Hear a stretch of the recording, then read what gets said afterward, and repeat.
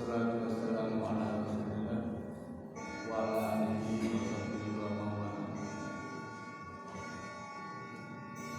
Puji syukur dari Allah Subhanahu wa taala, pada kesempatan pagi hari ini kita bisa hadir bersama-sama untuk taklim pada kesempatan Jumat Kliwon, yaitu taklim yang setiap kali kita adakan tiap bulan sekali. Kemudian sholawat serta salam semoga selalu tercurah kepada Nabi Muhammad SAW, Nabi akhir zaman yang telah menuntun kita ke dalam kebenaran. Pada pagi hari ini, alhamdulillah telah hadir di tengah-tengah kita Ustaz Adi Abdullah Muslim. Beliau adalah dosen di IAIN Pekalongan yang pada saat ini menetap di Kabupaten Pekalongan. Sebelum taklim kita mulai pada pagi hari ini, marilah bersama-sama kita baca dengan bacaan Al-Quran. Bismillahirrahmanirrahim. Pada beliau saat ini kami silakan.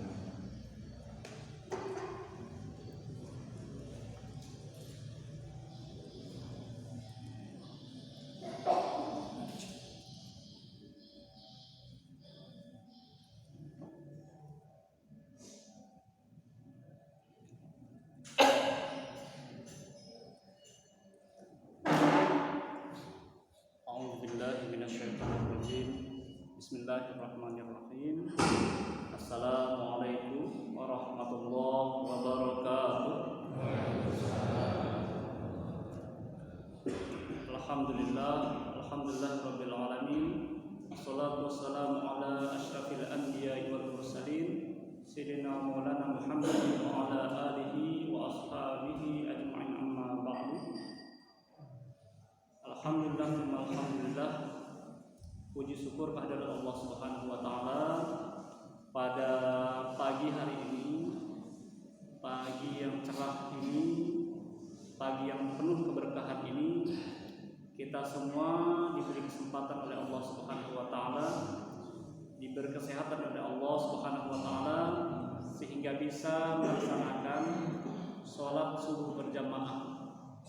Alhamdulillah, ini bagi saya, bagi kita semuanya terutama tentunya menjadi suatu kesyukuran yang luar biasa yang patut kita syukuri, karena banyak saudara-saudara kita mungkin belum bisa untuk ikut melaksanakan sholat berjamaah, sholat subuh berjamaah. Ini merupakan karunia yang Allah berikan kepada kita, bapak-bapak, ibu-ibu sekalian yang dirahmati oleh Allah Subhanahu wa taala. Salawat dan salam kita haturkan kehadiran baginda Nabi Sallallahu Alaihi Wasallam. Semoga kita semua senantiasa mendapatkan syafaat dari baginda Nabi dan kita menjadi umatnya yang terus mengikuti sunnah-sunnahnya hingga akhir hayat kita. Allahumma amin.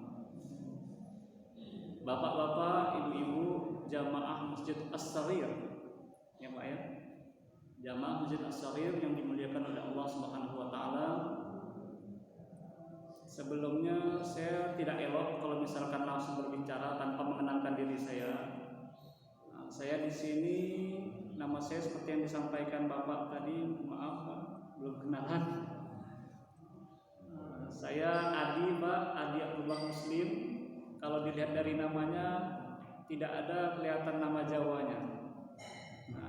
Berarti sudah kelihatan kami orang rantau, orang perantauan dari Pulau Jawa, dari daerah negeri Melayu, Kalimantan Barat. Kami asalnya dari sana. Di sini karena dapat tugas di IAIN Pekalongan seperti yang Bapak sampaikan tadi, alhamdulillah jadi menetap di sini insyaallah. Wallahu alam sampai kapan. Yang jelas dari 2019 sampai sekarang kami sudah di Pekalongan. tinggalnya di daerah kabupaten, tepatnya di Kecamatan Bojong, desanya Wangandowo. Mungkin bapak-bapak tahu dekat sama makam pahlawan ke belakang. Nah, kami tinggal di situ. Nah, alhamdulillah sekarang bisa bersilaturahim sama bapak-bapak, ibu-ibu jamaah Masjid As-Saghir. Semoga silaturahim kita ini bisa memberikan keberkahan. Nah, jadi ketika kita dapat keberkahan itu kan artinya zadal khair, bertambahnya kebaikan. Nah, kita mendapatkan keberkahan artinya bertambah kebaikan untuk kita. Nah, kebaikan apapun, kebaikan itu dari kebaikan materi, kebaikan fisik, kebaikan silaturahim kita, kebaikan bagaimana kita bermuamalah dengan saudara-saudara kita, bersosial, itu semuanya ketika ada keberkahan, insya Allah kita semua mendapatkan kebaikan itu. Allahumma amin. Bapak-bapak, ibu-ibu yang dimuliakan oleh Allah Subhanahu wa taala, pada pagi hari ini insya Allah kami akan menyampaikan satu hadis dari baginda Nabi Shallallahu Alaihi Wasallam. Ini hadis yang diriwayatkan oleh Imam Abu Daud, kemudian diriwayatkan juga oleh Imam At-Tirmidzi.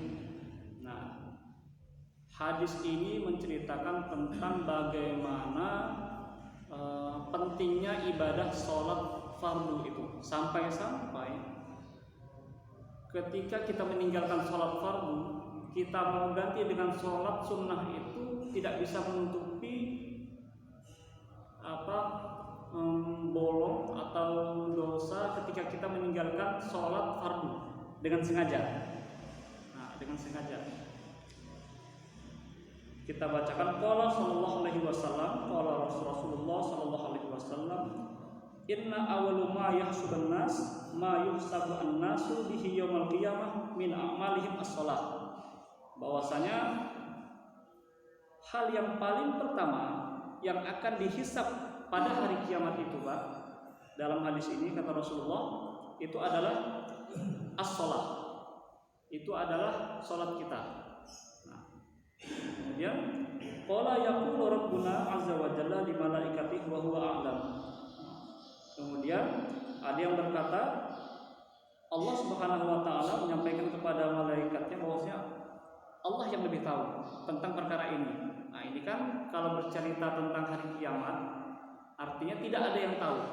Ketika Nabi menyampaikan kepada sahabat tentang perkara-perkara hal gaib, tentang hari kiamat, Pak, sahabat itu, Nabi itu ketika mengajarkan kepada sahabat banyak metodenya. Salah satunya memberikan pertanyaan kepada sahabat.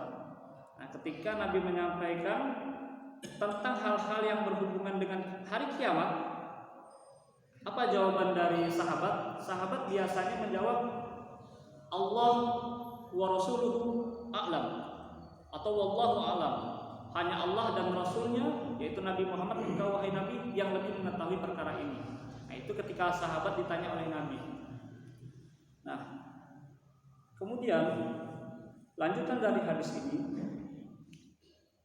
unzuru fi sholati 'abdi atammaha au naqsaha.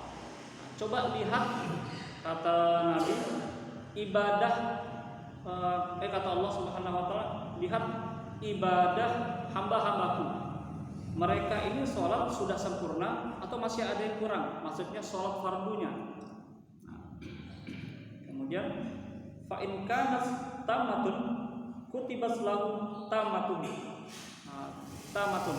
Kalau misalkan sholatnya sempurna, di sini diartikan sholatnya sempurna itu, Pak, tidak hanya sholat dari sisi kekhusyuan, tapi ini secara umum. Dia melaksanakan kewajiban dia sebagai seorang muslim telah melaksanakan ibadah sholat 5 waktu. Kalau misalkan itu sudah dikerjakan, maka itu dikatakan sholatnya sempurna, melaksanakan sholat sesuai dengan kewajibannya, tidak melanggar, tidak mengurangi ibadah sholat fardunya, tidak mengurangi. Kemudian wa in kana intaqasa minhu syai'an qala unzur hal li abdi min tatawwu'in. Kalau misalkan, kata hadis Nabi ini, kalau misalkan ada di antara hamba-hamba yang sholatnya itu, sholat fardunya itu ada yang kurang, ada yang bolong, Pak. Di sini disebutkan kata Nabi, coba lihat sholat tatawunya, sholat nafilahnya, sholat sunnahnya. Nah, makanya pentingnya di sini, kalau misalkan ada waktu untuk melaksanakan sholat sunnah rawatib itu menjadi salah satu bentuk untuk mencukupi pahala-pahala kita. Tapi ada ulama yang mengatakan begini, Pak. Guru kami juga mengatakan begini tentang bagaimana ketika ada hamba meninggalkan ibadah sholat fardu satu kali dengan sengaja, itu ketika dia ingin tutupi kebolongan itu, dosa itu, dengan banyak melakukan sholat rawatib, sholat sunnah, maka kebolongan itu tetap tidak bisa menutupinya. Saking sholat fardu itu sesuatu yang penting, sampai ketika kita banyak melaksanakan sholat nafilah itu belum bisa menutupi sholat fardu kita, meninggalkan dengan sengaja maksudnya. Bagaimana kalau tidur, kalau ketiduran, kalau misalkan pingsan, itu dalam hadis lain juga disebutkan kalau itu bariun, itu terbebas kalau misalkan karena sesuatu yang sudah disebutkan dalam hadis. Tidurnya bagaimana? Kalau begitu nanti misalnya saya mau tidur misalnya tidurnya mulai dari sebelum zuhur jam 11, kan qailullah itu kan. Nanti bangun-bangun tiba-tiba saking nyenyaknya tidur udah masuk waktu asar. Ini bagaimana kalau seperti itu? Dia masuk kategori yang bariun, terbebas dari ibadah, terbebas dari orang yang diangkat rufi al-qalam dihapus dosanya karena meninggalkan sholat karena tertidur tadi, atau bagaimana? Ini kembali akan dilihat nanti ke pembahasan fikihnya. Nanti kita ada diskusi, semoga ada diskusi apa ya. Itu ada analogi dari guru kami. Beliau mengatakan, Pak Dr. Lutfi Fatullah, kalau bapak-bapak lihat di TPRI atau masih ada atau tidak TPRI hari Ahad, itu beliau mengkaji kitab Sahih Bukhari setiap pukul 5. Itu Dr. Lutfi Fatullah itu punya pusat studi kajian hadis di Jakarta. Nah, beliau mengatakan begini, karena beliau bergurunya di Syria, Yordan dan Malaysia sekolahnya. Kata beliau, kalau misalkan ada seorang hamba meninggal, seorang manusia tidak melaksanakan sholat fardu, dia ingin tutup dengan ibadah sholat sunnahnya, itu seperti ada uang satu koper, Pak. Uang satu koper isinya itu satu M katakanlah. Nah, itu kita ganti dengan uang receh yang banyaknya itu mungkin satu tas besar, satu koper, satu mungkin yang lebih besar itu Pak ya, lebih besar dari tas tadi. Nah, tetap saja walaupun lebih banyak belum bisa menutupi jumlah uang yang satu koper 1 M tadi. Nah, itu beliau mengibaratkan kalau ada orang yang meninggalkan ibadah sholat wajib kemudian diganti dengan tatawuf, itu berat. Berat. Terus bagaimana? Nah, kita baca lanjutan hadisnya. Fa in kana lahu tatawwu qala atimmu li 'abdi fariidatahu min tatawwu'ihi. Nah, di hadis ini disebutkan, kalau misalkan ada hamba yang meninggalkan sholat fardu tadi, bisa untuk menutupinya dengan memperbanyak tatawunya, memperbanyak ibadah. Di sini ibadah sholat nafilahnya. Tsumma tu'khadul a'mal ala dzakum. Kemudian amalan-amalan dia itu diambil dari situ. Yang menarik itu ada penjelasan dari seorang ulama tahun abad ke-9, Imam Ibnu Hajar al-Asqalani, Pak. Beliau mengatakan begini, idza adal al-fara'id wa dama ala ithnani an-nawafil min as-shalah wa siyam wa ghairihima afdal bihi dzalika ila mahabbatillah ta'ala. Kalau misalkan kita banyak mengerjakan ibadah salat nafilah, la tuqaddimu 'alal fardhah. Salat nafilah itu, salat sunnah itu tetap tidak bisa lebih utama daripada salat fardu. Itu pentingnya salat fardu daripada salat nafilah. Ini penjelasan dari Imam Ibnu Hajar al-Asqalani yang nulis kitab apa, Pak? Bapak tahu? Yang nulis kitab, kalau anak-anak pesantren, kami dari pesantren modern di Ponorogo itu pakai kitab Bulughul Maram. Itu hadis-hadis tentang fikih. Nah, ini salah satu karya dari Imam Ibnu Hajar al-Asqalani. Imam Ibnu Hajar bikin kitab ini nulis abad ke-9 Hijriah 852 kalau tidak salah saya. Nah, sekarang kita sudah tahun berapa Hijriah, Pak? 1442.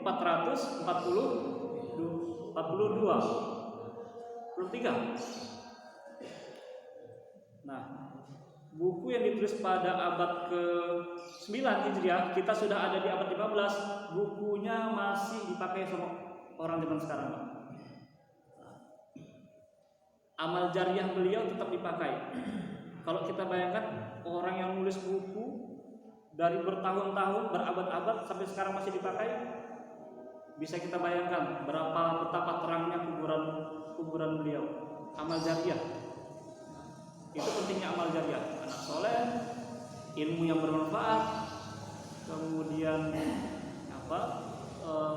satu lagi sedekah jariah, itu bermanfaat. Satu lagi sedekah jariah itu.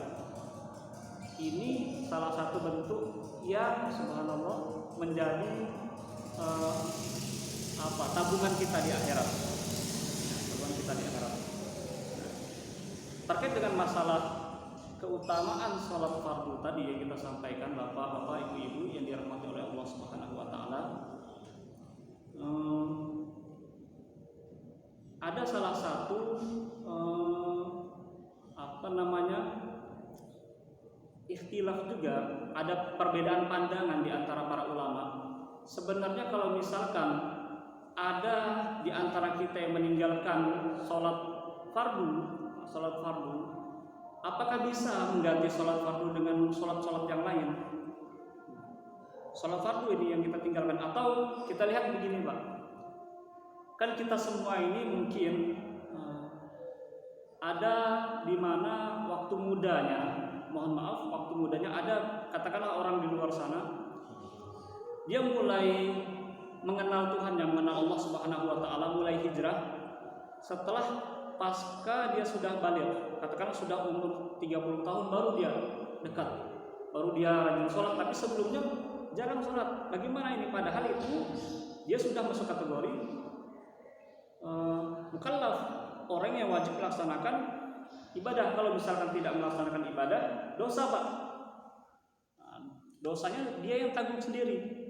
Makanya pentingnya mendidik anak dari kecil untuk melaksanakan ibadah wajib, sholat terutama. Nah, itu pendidikan waktu kecil sangat penting. Sudah terbiasa. Nah, di sini dijelaskan ketika dia sudah dewasa, sudah umur 30-an, baru dia rajin sholat, tapi sebelumnya tidak. Nah, ini ada berbeda pandangan. Ada ulama yang mengatakan begini, Pak. Kalau misalkan ketika dia mulai mengenal Tuhannya, ini muslim, mengenal Tuhannya, mengenal Allah Subhanahu wa taala, hijrah, katakanlah orang hijrah. Nah, banyak ibadah, kemudian bagaimana cara dia menutupinya? Ada ulama yang mengatakan, ya dia tidak mesti untuk melaksanakan ibadah sholat yang dia tinggalkan, tetapi perbaiki, banyak bertaubat kepada Allah Subhanahu Tapi ada juga pandangan yang mengatakan, termasuk Imam Ibnu Hajar Al-Asqalani ini, dia mengatakan kalau misalkan ada fase waktu muda kita pernah meninggalkan ibadah sholat fardu tadi, kita menutupi ibadah sholat fardu tadi dengan banyak melaksanakan ibadah sholat fardu ketika kita selesai melaksanakan ibadah sholat kita. Jadi ada istilah qadha sholat. Ada pendapat yang seperti ini.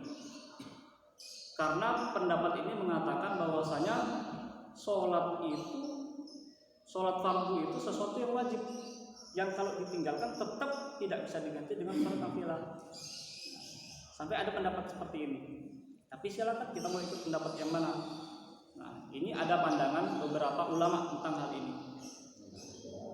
Yang jelas di sini yang perlu kita perhatikan, Pak, ketika ada di antara kita ingin atau saudara-saudara kita yang sudah lebih baik, tidak lagi berbuat hal-hal yang merusak dirinya, perbuatan maksiat. Nah, dorongan-dorongan, motivasi agar dia lebih semangat ibadah itu sebenarnya yang lebih ditekankan. Kenapa tadi kok ada ikhtilaf, ada perbedaan pendapat, ada perbedaan pandangan, Pak? Nah, ini saya ceritakan. Pada masa Nabi itu, pada masa Rasulullah SAW, tidak ada dalil terkait. Nah, ini ijtihad para ulama, tidak ada dalil terkait bagaimana hukum orang yang tidak melaksanakan ibadah sholat fardu, apakah diganti atau tidak, sampai pada masa Rasulullah SAW itu ada orang munafik. Nah, orang munafik itu kan sudah ada pada masa Rasulullah. Nah, itu orang munafik pun yang mereka mengatakan di depan sahabat mereka beriman, tetapi ketika di belakang mereka tidak beriman, mereka juga melaksanakan ibadah sholat. Nah, makanya tidak ada dalil khusus yang spesifik, hadis, nas, apalagi Al-Quran, tidak kita temukan orang yang tidak melaksanakan ibadah sholat dengan sengaja, bagaimana cara menggantinya. Makanya ulama beristihad tadi. Karena pada masa Nabi pun, pada masa Rasulullah SAW, sampai-sampai orang yang munafik, mereka juga ikut sholat bersama Rasulullah SAW. Itu ketika mereka menyatakan dirinya sebagai seorang Muslim, sudah bersyahadat kepada Rasulullah SAW. Nah, bapak-bapak, ibu-ibu yang dirahmati oleh Allah Subhanahu Wa Taala, berbicara tentang perkara sholat. Di sini alhamdulillah, masya Allah, ini setiap subuh sholatnya ini Pak ya, jamaahnya. Tadi saya tidak lihat ke belakang 3 shaf atau 4 shaf tadi. 3 shaf atau 4 shaf Pak, ke belakang tadi. Jamaah kita ada 4 shaf, masya Allah. Nah, yang ibu-ibu mungkin berapa? 2 sampai 3 shaf ya. Nah,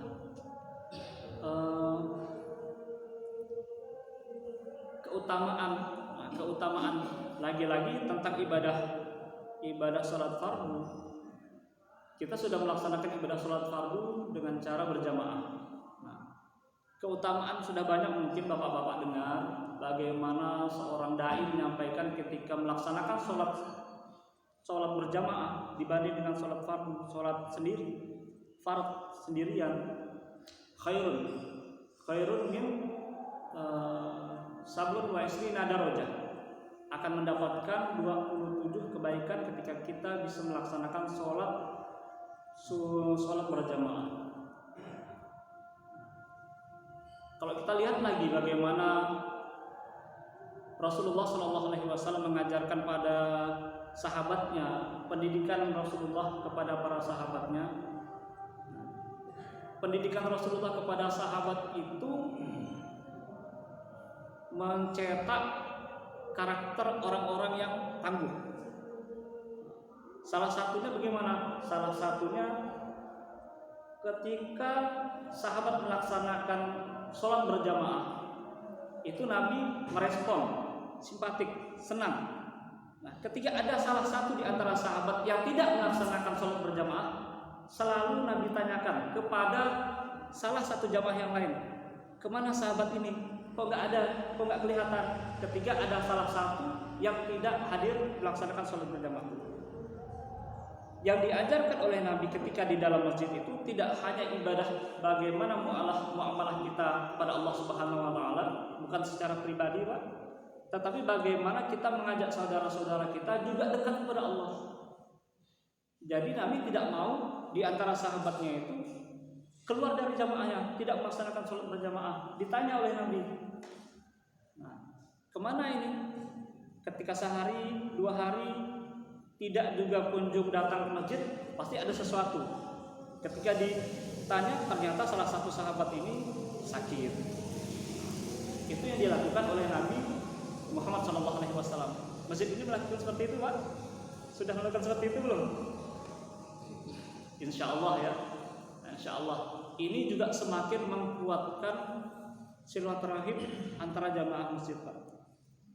Jadi kita semua saling sabiquna bil khairat, berlomba-lomba untuk mencapai kebaikan.